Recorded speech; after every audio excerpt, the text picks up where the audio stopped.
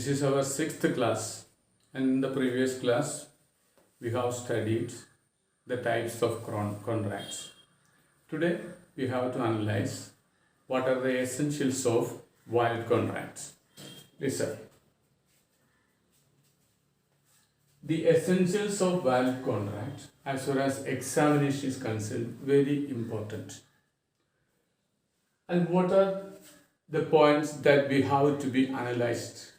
First one, agreement, legal relation, free consent, competency or capacity of parties, lawful object, lawful consideration, certainty, possibility, and not expressly declared to be void. ഇത്രയാണ് പോയിന്റുകൾ. 9 പോയിന്റുകളാണ് നമുക്ക് essentials of valid കോൺട്രാക്റ്റിൽ പഠിക്കാനുള്ളത്. അതിലൊന്നാമത്തത് agreement. നമ്മൾ ആദ്യം പഠിച്ചപ്പോൾ തന്നെ നമ്മൾ പറഞ്ഞതാണ് എഗ്രിമെന്റ് എന്ന് പറയുന്നതിൻ്റെ പ്രാധാന്യവും അല്ലെങ്കിൽ എഗ്രിമെന്റിന്റെ റിസൾട്ടാണ് കോൺട്രാക്റ്റ് ഉണ്ടാക്കുന്നത്. And that all we have studied. Today, as an important element of valid contract, what is agreement? An agreement is the first factor which is needed for making a contract. And what is agreement? As per section 2 subsection E, every promise and every set of promise or promises forming consideration for each other is an agreement. Listen, every promise and every set of promises forming consideration for each other is an agreement. But രണ്ടോ അതിലധികമോ ആൾക്കാർ ചേർന്നാൽ മാത്രമേ contract ഉണ്ടാകുള്ളൂ എന്ന വസ്തുത നമ്മൾ പഠിച്ചു. അപ്പോൾ ഒരു കോൺട്രാക്റ്റ് ഉണ്ടാകണമെങ്കിൽ എഗ്രിമെന്റ് ഉണ്ടാകണം. എഗ്രിമെന്റ് എന്ന് പറഞ്ഞാൽ രണ്ടോ അതിലധികം ആൾക്കാർ തമ്മിൽ ചേരുന്നതായ ഒരു ആശയപൊരുത്തമാണ് നമ്മൾ എഗ്രിമെന്റ് എന്ന് പറയുന്നത്. അപ്പൊ എങ്ങനെ ഒരു കോൺട്രാക്റ്റ് ഉണ്ടാകും എന്ന് ചോദിച്ചാൽ എഗ്രിമെന്റിലൂടെ കോൺട്രാക്റ്റ് ഉണ്ടാകും. അപ്പൊ എഗ്രിമെന്റ് എന്താണ്? Promise and consideration. എഗ്രിമെന്റ് സമം പ്രോമിസ് പ്ലസ് കൺസിഡറേഷൻ.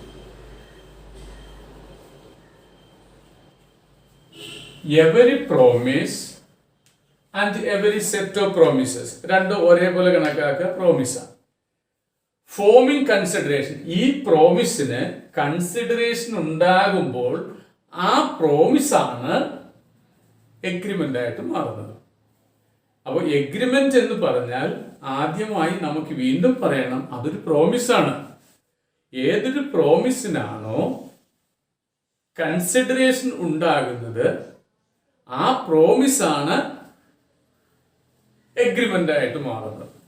ഇനി നമ്മൾ പറയുന്നു ഏതൊരു എഗ്രിമെന്റിനാണോ എൻഫോഴ്സിബിലിറ്റി ഉണ്ടാകുന്നത് ആ എഗ്രിമെന്റ് ആണ് കോൺട്രാക്റ്റ് ആയിട്ട് മാറുന്നത്. അപ്പൊ നോക്കി ഇവിടെ promise and consideration creates agreement. Every promise and every set of promises forming consideration for each other is an agreement. ഇതാണ് definition. Once again, every promise and every set of promises forming consideration for each other is an agreement. ഇത് നമ്മൾ പറയേണ്ടത്. അപ്പൊ ഒന്നാമത്തെ point agreement. ഇനിയിപ്പോ promise എന്ന് പറഞ്ഞാൽ എന്താ?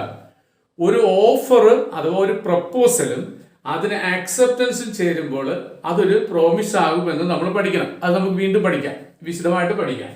അപ്പോൾ ഒരാൾ ഒരു അഭിപ്രായം പറഞ്ഞു, ഒരു പ്രപ്പോസൽ പറഞ്ഞു, ആ പ്രപ്പോസലിനെ അംഗീകരിക്കാൻ മറ്റൊരാൾ ഉണ്ടാകുമ്പോഴാണ് ആ പ്രപ്പോസല് യഥാർത്ഥമായിട്ട് ഒരു പ്രോമിസായി തീരുന്നത്.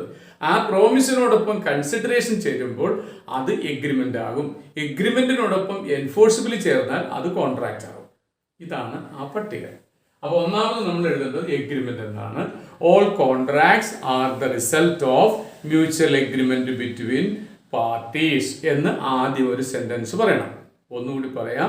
All contracts are the outcome or result of mutual agreement between the parties.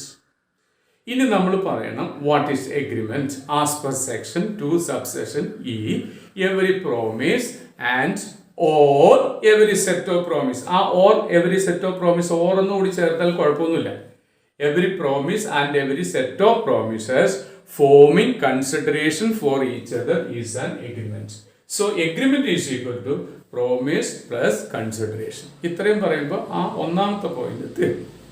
രണ്ടാമത് നമ്മൾ എഴുതിയിരിക്കുന്നത് legal relation. Legal relation, the term legal relation has not been defined in the act. അപ്പോൾ നിയമത്തിൽ നിർവചിക്കാത്ത ഒരു പദമാണ് ലീഗൽ റിലേഷൻ. നമ്മൾ ലീഗൽ റിലേഷൻ എന്ന് പറയുമ്പോൾ നമ്മൾ സ്വാഭാവികമായിട്ട് നിയമപരമായ ബന്ധം എന്ന് വിചാരിക്കും. അങ്ങനെയൊന്നുമല്ല സർ. ആ കോൺട്രാക്റ്റ് എന്തിനാണോ അതിൻ്റെ പർപ്പസ്, ആ പർപ്പസിന്റെ സ്വഭാവം അനുസരിച്ചിട്ടാണ് ലീഗൽ റിലേഷൻ എന്ന് പറയുന്നത്. അതല്ലാതെ ലീഗൽ റിലേഷൻ എന്ന് പറയുന്ന ഒരു റിലേഷൻ ഇല്ല. മറിച്ച് ഏതൊരു കാര്യത്തിന് വേണ്ടിയിട്ടാണോ, ഏതൊരു പർപ്പസിന് വേണ്ടിയിട്ടാണോ നമ്മൾ ഒരു എഗ്രിമെന്റ് ഉണ്ടാക്കിയത്, ആ എഗ്രിമെന്റിന്റെ പർപ്പസാണ് ലീഗൽ റിലേഷന്റെ അടിസ്ഥാനം. അപ്പോൾ the term legal relation has not been defined in the act എന്ന് നിങ്ങൾ ആദ്യം ഒരു സെന്റൻസ് എഴുതണം. The term legal relation has not been defined in the law. അതാണ്. പിന്നെ എന്താണ് legal relation? It is to be referred or it is to be understood from the circumstances or from the nature of the contract. It is to be observed, it is to be studied, it is to be understood from the nature of the contract. എന്നിട്ട് നമ്മൾ പറയണം, നിങ്ങൾ അടുത്തത് പറഞ്ഞാൽ മതി, a friendly invitation to dine at a friend's house is not a legal relation എന്ന് നിങ്ങൾ എഴുതണം. A friendly invitation to dine at a friend's house. ഒരു സുഹൃത്തിന്റെ വീട്ടിലെ ഡിന്നർ പാർട്ടിയിൽ പങ്കെടുക്കുക എന്നതിന് സുഹൃത്ത് വിളിച്ചാൽ അതിനകത്ത് ഒരു ലീഗൽ കോൺട്രാക്റ്റ് ഇല്ല. Because it lacks to have a legal relation. നിങ്ങൾ പഠിക്കേണ്ടത് ബാൽഫർ വേഴ്സസ് ബാൽഫർ എന്ന ഒരു കേസാണ്. ഇതാണ് എൻ്റെ എക്സാമ്പിൾ. നിങ്ങൾ അതിനെക്കുറിച്ച് വിശദമായിട്ട് നമുക്ക് ഓഫർ എന്ന അധ്യായത്തിൽ പഠിക്കാനുള്ളതാണ്. So here we need not to explain what is the case of Balfour versus Balfour. ഇവിടെ നിങ്ങൾ ഇത്രയും പറഞ്ഞാൽ there should be an intention to create a legal relation between the parties. നിങ്ങൾക്ക് എഴുതിയെടുക്കാൻ വേണമെങ്കിൽ there should be an intention to create a legal relation between the parties. എന്നിട്ട് പറയണം a friendly invitation to a dinner എന്ന് പറഞ്ഞാലും മതി. A friendly invitation to a dinner is not a valid contract. അതായത് ഇവിടെ നിങ്ങൾ എന്നിട്ട് എഴുതേണ്ടത് എക്സാമ്പിൾ എന്ന് എഴുതി ബാൽഫർ വേഴ്സസ് ബാൽഫർ എന്ന് എഴുതിയാൽ മതിയാകും. അത് ധാരാളമാണ്. ഇപ്പൊ 2 പോയിന്റ് നമ്മൾ പഠിച്ചു. ഇനി നമ്മൾ എന്താ മൂന്നാമത്തത് നമ്മുടെ സെക്ഷൻ 10 കഴിഞ്ഞ ക്ലാസ്സിൽ പഠിച്ച ആ നിർവചനം ഇല്ലേ, ആ നിർവചനം ഓപ്പറേറ്റ് ചെയ്താൽ യു വിൽ ഗെറ്റ് 5 points. അപ്പൊ നമ്മൾ ആദ്യമേ പഠിക്കുന്നത് എഗ്രിമെന്റ്, പിന്നെ ലീഗൽ റിലേഷൻ ആണ്. പിന്നെ നമ്മൾ സെക്ഷൻ 10 പറഞ്ഞത് an agreement is a valid contract if it is made with the free consent of the parties competent to contract for a lawful object with a lawful consideration and not hereby expressly declared as void എന്ന് section 10 നമ്മൾ നിർവചനം പഠിച്ചായിരുന്നു. ആ section 10 പറഞ്ഞ നിർവചനം 5 point ഇവിടെ എഴുതുമ്പോൾ ഇവിടെ point 5ഉം ആദ്യം പറഞ്ഞ 2ഉം കൂടി കൂട്ടി 7 പോയിന്റ്. പിന്നെ നമുക്ക് 2 പോയിന്റ് ചേർക്കാനുള്ളൂ. അത് സെർട്ടനിറ്റിയും പോസിബിലിറ്റിയാണ്. നമുക്കിപ്പോൾ 9 പോയിന്റ് കാണാതെ പഠിക്കാം. ഒന്നാമതായിട്ട് നിങ്ങൾ പറയേണ്ടത് എഗ്രിമെന്റ്, രണ്ടാമതായിട്ട് പറയേണ്ടത് ലീഗൽ റിലേഷൻ, പിന്നെ നമ്മൾ സെക്ഷൻ 10 പറഞ്ഞിരിക്കുന്ന 5 പോയിന്റ് പറയുക. ഏതൊക്കെയാ? Free consent of the parties, competent to contract, lawful object, lawful consideration, not hereby expressly declared as word. അപ്പൊ 5ഉം 2ഉം 7. ഇനി ഒരു 2 പോയിന്റ് ഉണ്ട്. അത് സെർട്ടനിറ്റിയും പോസിബിലിറ്റിയുമാണ്. ഇത്രയും പറയുമ്പോൾ 9 പോയിന്റ് നമ്മൾ കാണാതെ പഠിച്ചു. ഇപ്പൊ മൂന്നാമത് നോക്കിയേ, ഫ്രീ കൺസെന്റ്. എന്താ ഫ്രീ കൺസെന്റ്? തുറന്ന സമ്മതം, പൂർണ്ണമായ സമ്മതം. And when A contract is made voluntarily it is called free consent എന്ന് വേണമെങ്കിൽ പറയാം. അത് നിർവചനമല്ല, അത് അതിൻ്റെ ഒരു അർത്ഥം മാത്രമാണ്.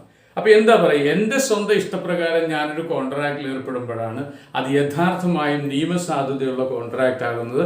And if it is out of the force of any other person, it cannot be free consent. മറ്റൊരാൾ നിർബന്ധിച്ച് മറ്റൊരാൾ എന്നിൽ പ്രേരണ ചെലുത്തി ഞാനൊരു എഗ്രിമെന്റ് ഉണ്ടാക്കിയാൽ അതൊരു കോൺട്രാക്റ്റിന് കാരണമാകില്ല. So what is free consent?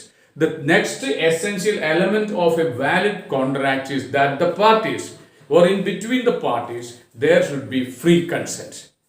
The contract must be made out of the free consent of the parties. What is free consent? As per section 13. മറക്കരുത്, സെക്ഷൻ 13 വളരെ പ്രധാനപ്പെട്ടതാണ്. As per section 13, 2 or more persons are said to consent when they agree upon the same thing in the same sense. ഒന്നുകൂടി പറയാം. 2 or more persons are said to consent when they agree upon the same thing in the same sense. ഇതാണ് നിങ്ങൾക്ക് പഠിക്കേണ്ടത്. When they agree upon the same thing in the same sense. നിർവചനം അത് section 13. ഇനി നമുക്ക് section 14 ഇതിനകത്ത് പഠിക്കണം. Section 14 അത് ഒരു പ്രധാനപ്പെട്ടതാണ്. Section 14. As per section 14, consent is when it is not caused by. അങ്ങനെ അല്ലെങ്കിൽ when it is not caused by. അപ്പൊ ഇവിടെ നെഗറ്റീവ് പറഞ്ഞിരിക്കേ, നോട്ട് കോസ്ഡ് ബൈ, ഇങ്ങനെ അല്ല എങ്കിൽ. അപ്പൊ പറയാൻ പോകുന്ന കാര്യങ്ങൾ പോസിറ്റീവ് അല്ല, നെഗറ്റീവ് ആണ്. ഒന്നാമത്തത് coercion. If it is not caused by coercion. 2, undue influence. 3, fraud, misrepresentation.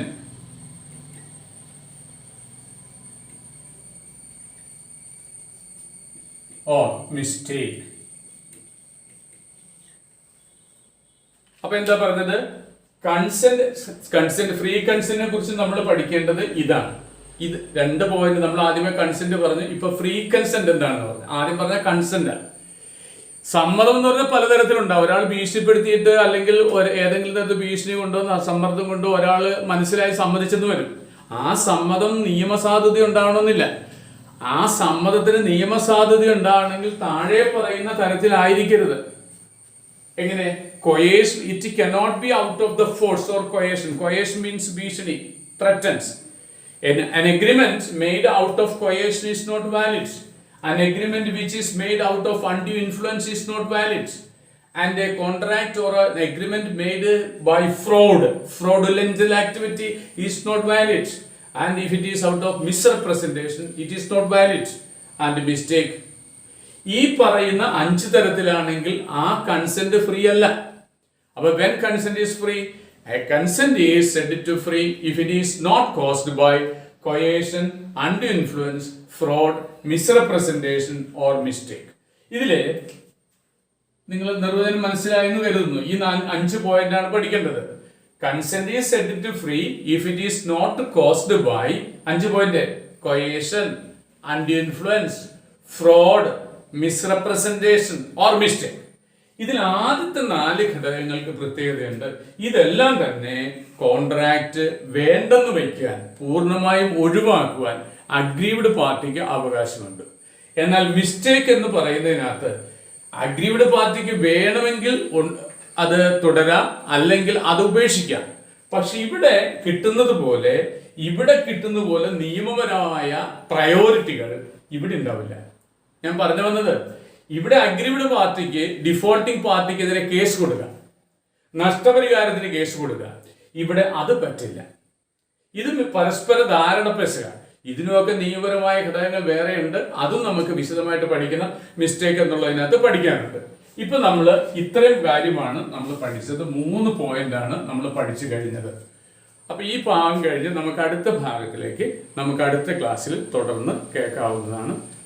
കഴിഞ്ഞ പോർഷൻസും അതേപോലെ ഇനി വരാൻ പോകുന്ന ക്ലാസ്സുകളും നിങ്ങൾക്ക് കിട്ടണം എന്നുള്ളത് കൊണ്ട് നിങ്ങൾ സബ്സ്ക്രൈബ് ചെയ്യുക. And also share and like it. Okay, thank you.